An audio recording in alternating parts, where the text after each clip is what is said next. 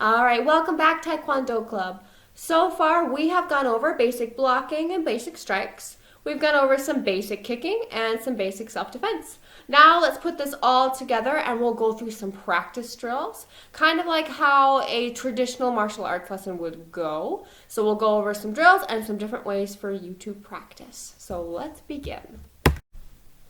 All right, to begin our lesson, we need to do our warm-up. So one really good way to start a warm-up is with something called shadow boxing. This might look familiar if you watched our first video on striking and blocking. So to begin shadow boxing, you're going to step out into that ready or walking stance with your guard hand up with nice strong fists. Remember, to have good fists, you have your thumb tucked down. It's not inside your fist, and it's not going to block your muscles. It's tucked down here, and you're aiming with these front two knuckles, right, like that. Think about you're aiming for something as small as a dime.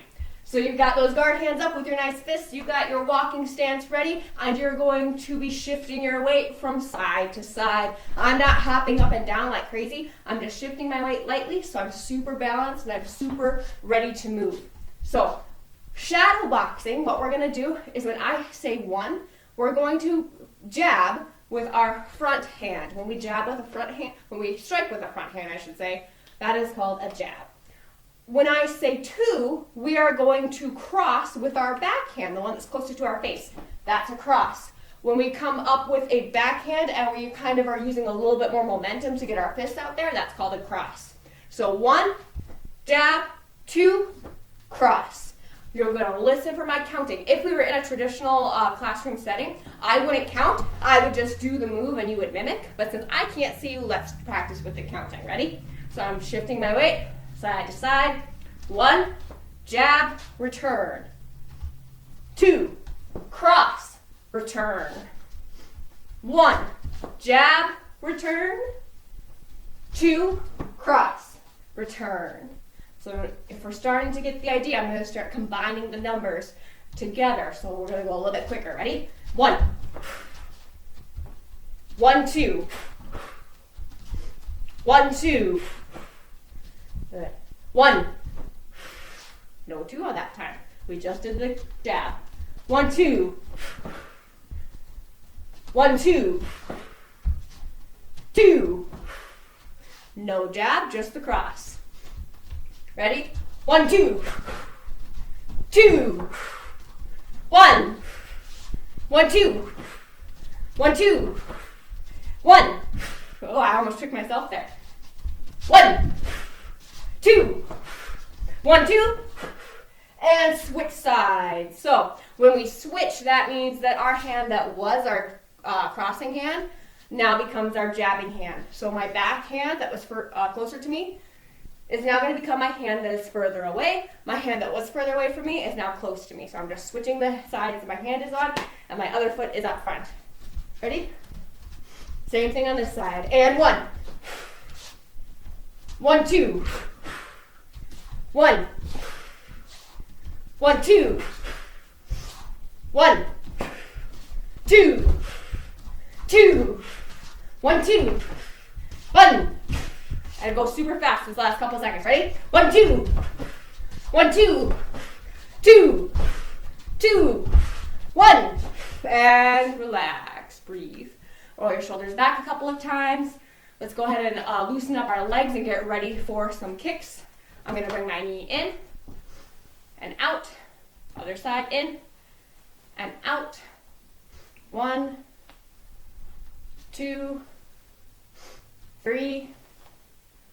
4, 5, and let's do 6 so we are even on both sides. 6. Next. So, next, we are going to go into our swing kicks or our stretching kicks. These are the kicks now that we're a little bit warmed up. These are the kicks that we're going to bring up. We're trying to keep our knee as straight as a board. We're almost going to point our toes up to the ceiling. I'm not trying to hurt my legs while I do this. I'm just trying to get them to stretch out a little bit, get a little bit warmed up. Don't go higher than you need to. If you can make it to your hip level, kick that high. If you can make it to your waist level, kick that high. If you can make it above your head, go that high. Whatever your body's comfortable with. Ready? Breathing out as you kick. 1, 2, 3. Relax your shoulders. 4, Watch out, cat. I don't want you getting kicked. 5. And let's switch to the other leg. Ready? 1. Got my salt and pepper shaker breaths going. It sounds like 2, 3, 4, and last one, 5.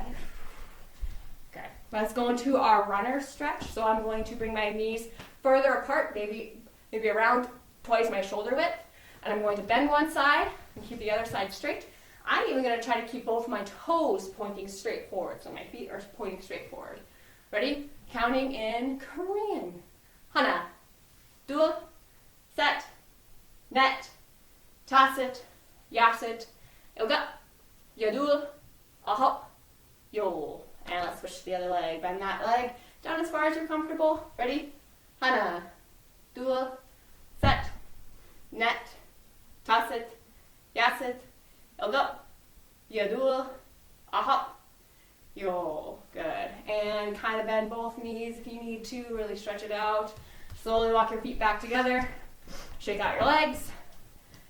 And let's review some kicking. So when I kick, once again, I'm going to start from that basic walking or ready stance because my feet are really balanced here. I'm going to be kind of on the balls of my toes. So right here, I'm just slightly raised up, not quite on my tippy toes, but just slightly raised up so that my foot is super mobile as I move. So if I start to feel like I'm losing my balance or like I'm going a little too far one way, I can very easily correct myself and move another way.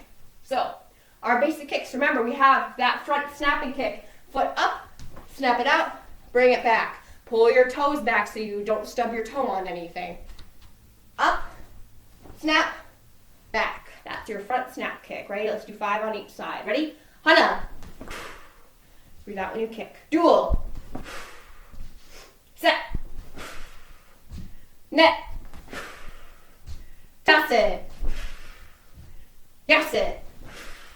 Good. And switch to the other leg. Ready? And Hana. Dual. Set. Net. That's it. Very good. So front snap kicks one leg, front snap kicks the other way. Let's go into our crescent kicks. Our outside crescent kicks, it's making that rainbow starting on the inside, going to the outside. Try to keep your legs straight just as you make that point of contact. So just as your leg gets as high as it can, that's when it should be kind of straightened out. So if you can see from this angle, I'm bent, bent, bent, straighten it out right at the end. Ready? And Hana. Dual. Set. Net. And toss it. All right, switching to the other leg. Remember in the kicking video, I said it's okay if you need to use a wall to support you as you're first learning these kicks. So I'm going to demonstrate a little bit more what that looks like. So I'm going to have my hand on the wall. I'm bringing my leg out, getting ready to kick. Kicking away from the wall, obviously. Don't break your wall. Ready? Hana. Dual. Set. Net. And toss it. Very good. Those are our outside crescent kicks going to the outside. Now we have our inside crescent kicks starting outside and coming in the opposite way. Ready? Hana. Good. Dual. Try to slow it down for you guys. Set. Slow-mo kicks are hard. Net. And toss it. All right, other side. And Hana. Dual. Set.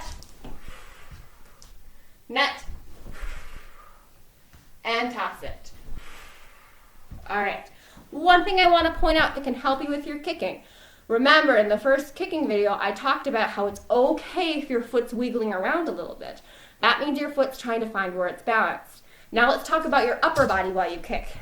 While my legs are moving, kitty, go on, go on. While my legs are moving, my upper body, I'm still working on too.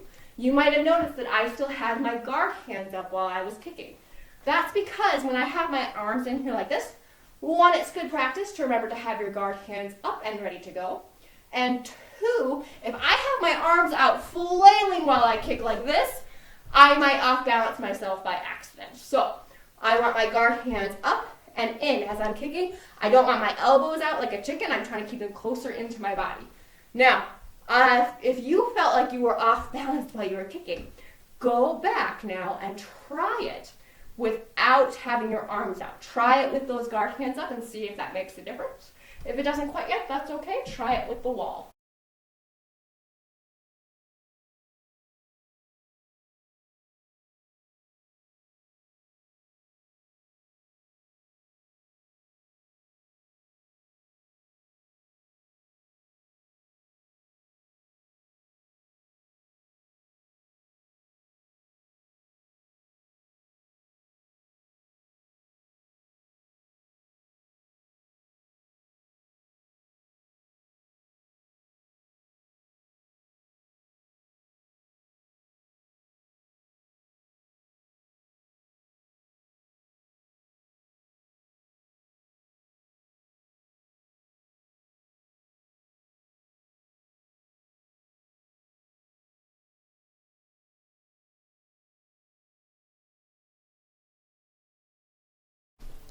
All right, now that you've had a chance to go back and practice some of those kicks using the wall or your guard with your guard hands up, let's move on into our blocking. Last time when we practiced blocking, we did it from our ready stance or our walking stance position. This time, I'd like to introduce something called a kimasogi. So kimasogi stance is a Korean word, and it means horse stance. Every martial arts teacher likes to make the joke that we pretend we're riding big, fat, healthy horses when we're in our horse stance. Really, they're just making the joke that you should have your feet wide apart, your knees are going to be bent, and you're trying to get all 10 toes facing forward. So knees apart, knees bent, all 10 toes facing forward. You also want your back to be as straight as you can make it, and you want your shoulders back as well. This isn't a stance to teach you how to be mobile, maybe in a self-defense situation. That would be left for your walking stance. However, what the kimasogi or horse stance actually teaches you is how to punch in a strong way, because it teaches, and block in a strong way, I should say, because it teaches you where your center of gravity is. It teaches you how to stay balanced, and it teaches you how to have powerful strikes even without the ability to move your hips a lot. So it teaches you a lot of important things. Now, when you're in that kimasogi, if your knees start to hurt, bring them just a little bit closer together. Don't try to hurt yourself while you're in here. So, to start my blocking, I'm going to start with my setup. My setup is my hugging position. Remember to protect all my vital organs. So I have one arm up by my ear. Hello, puppy. And I have one arm down in front of my vital organs.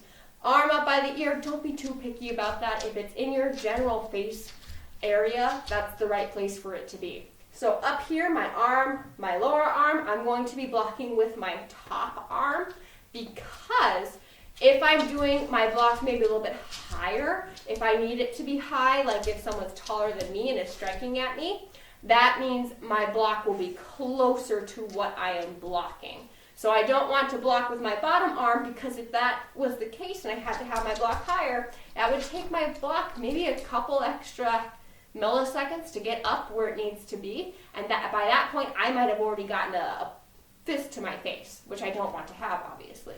So blocking with your top arm, because that's generally going to be the one that's quicker. So blocking out, you want to have strong blocks, and you want to block just as strong as you would with your punches. If you can get your uniform or your t-shirt or your long sleeve shirt or whatever you're wearing to snap a little bit, especially if you're wearing loose clothing, it might be hard if you're wearing spandex, but if you can hear that snap, that means you have a nice strong block. Ready? Hana. Bring it back. Top arms blocking. Duel. Bring it back. Set. Bring it back. Net. Bring it back. You're noticing I'm breathing with each one. Breathe out as you go. Toss it. bring it back. Very good. I'm going to switch sides. I'm going to bring my other arm. It's not the end of the world if you use your bottom arm, but it's better to practice with your top arm. So I'm going to switch my arms to practice with my other side, and I'm going to demonstrate what a higher section block would look like on this side. Ready? Hana. Bring it back. I don't have my arms straight up like I'm giving a really tall person a high five. I have it bent. I don't have it on top of my head. I have it angled. Lots of people will say it's like a roof tile. I have it angled above my head. Ready? Duel. Set. Net. Last one. Toss it. Very good. And relax. So you have a bunch of different sections you could aim for while you block. But basic blocking strategy that I want you guys to think about is to make sure you are setting up before you block. Making sure you're protecting those vital organs just in case your block doesn't get out there fast enough, because that has happened before. It's happened to me during sparring. So, since we've gone over blocking, we've gone over striking, and we went over kicks, let's go ahead and take a moment to revisit the self-defense we went over last week, revisit that wrist grab, and we'll also throw in some self-defense from a punch as well. So give me a second to get a partner and we will demonstrate that. All right, so let's go back and we'll quick practice that wrist release that we went over last week. So we'll go over the steps. If you want some more details on that, I highly recommend you watch the self-defense video because that has a lot of other good information as well. So wrist release, he's gonna grab my wrist. I am going to keep my wrist, remember, my arm tight into me. I don't want to go like this because I'm not strong when I do that. Think about picking up the heavy object. You don't pick up a heavy object like this with straight elbows. You pick up a heavy object by bringing it into your body and then carrying it. So I'm stronger when I'm stronger when my arm is closer into my body. So first step, I am going to do my distraction if I can. Lots of people try the foot stomp. I like the knee kick better. So I'm going to kick at his knee or his shin. As I'm doing that, I'm opening up my hand nice and wide. That's really important. I do recommend practicing that a few times back and forth. So if he holds me really, really tight, if I open up my hand nice and wide, he can feel the tension and the power in my arm a lot more than if I just have a loose, wimpy hand like this. So I open it up wide as I do my kick. And then I'm going to step back and release. Remember, when I'm stepping back, I'm going against that wimpy little thumb. As I go back, he's holding me really loose right now to help me demonstrate. That thumb is a lot weaker than his fingers. If I was to just pull my arm back, go ahead and hold me really tight. If I was to just pull my arm back, one, he could let go of me and I could fall back. And two, I'm not going to get my big fist out of that little hole he has with his hand. So I bring my elbow up as I go. Ready? Yeah. Hold me tight, please. Okay. Ready? Ah! Let go! And stepping back, safety fence up. So those are the steps for your wrist grabs. Make sure you practice with both sides so you're not just doing your dominant right hand. Make sure you do your left and your right hand. Next, we're going to go into our self-defense from a punch. So we did this when we did the striking video. He is going to throw a punch nice and slow at me for demonstration purposes and for practice purposes. You guys, most of you I know don't have martial arts experience, so make sure if you're practicing with a partner, you're both going really slow to begin. So he's going to throw that punch at me. I'm not just going to stand here and look at it when I block. I am going to move to the side as I have my setup, and then I'm going to block out. So I see he's throwing that punch. I'm going to get my setup ready, move to the side, and block out. If I can, I want to move to the side where his other hand isn't, because I don't want to get in the way of another punch coming at me. So he's going to punch, block, setting up, moving to the side, blocking away. Then I would get my safety fence up and move away. Other side, left and right side. Ready? So, got that safety fence up, moving to the side, blocking, backing up. So, those are our basic self-defense from a strike and our basic self-defense from a wrist grab. Next week, I want to introduce some more variations to that because self-defense isn't a clean thing. His punches aren't going to look like that every time. He might start throwing haymakers. He might start throwing double punches. He might grab both of my wrists instead of just one. He might grab onto my shoulder or my collar. So we're going to go over, or my hair. So we're going to go over some basic self-defense to make sure you are prepared for whatever situation might arise, or as well as we can prepare. All right. Go back and practice anything you feel like you need to practice to get yourself ready for next week, and I will see you all then. Thank you.